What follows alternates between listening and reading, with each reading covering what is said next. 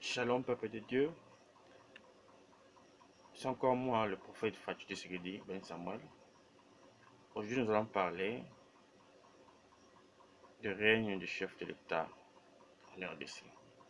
Je tiens d'abord à signaler qu'on est en train de découvrir les gens dans ce pays d'un ordre national de l'Europe, mais on oublie Simo Kimbangu. Simo Kimbangu mérite d'être découvert en tant que père de l'égalité de race, tant en RDC et en Afrique. Et ceci, j'en appelle au président de la République, Félix Tshilombo Tshisekedi. Parlons maintenant de règne de chef d'État en RDC. Du roi Léopold jusqu'à Félix Tshisekedi, nous avons 6 chefs d'État. Donc le président de la République et le roi sont des titres honorifiques.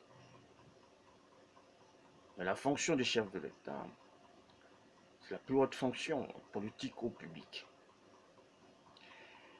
Alors pour la présidence de la CENI, je voulais un peu parler de là. Et nous avons eu 3 élections dans ce pays de président de la République.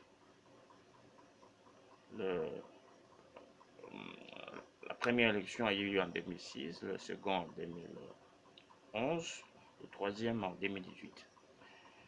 Mais je vais aussi dire ceci, que je m'ai révélé que depuis le roi Léopold, il y a un esprit de glissement.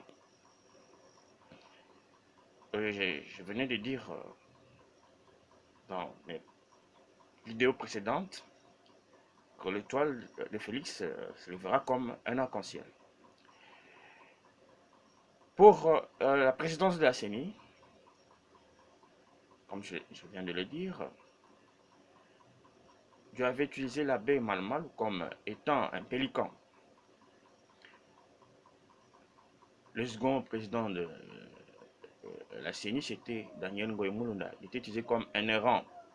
Le troisième, c'était Corneille Nanga, comme un corbeau noir. Le quatrième sera comme une chouette aux agissements d'un Autriche. Et vous allez le voir même à travers son nom et son comportement. Ainsi dit l'Éternel, je puisais toutes ces révélations, Dieu me l'a donné dans Ésaïe 34. Je pourrais bien les détailler prochainement. Pour aujourd'hui, je m'arrête là. Que Dieu vous bénisse. Au nom de Jésus-Christ. Amen.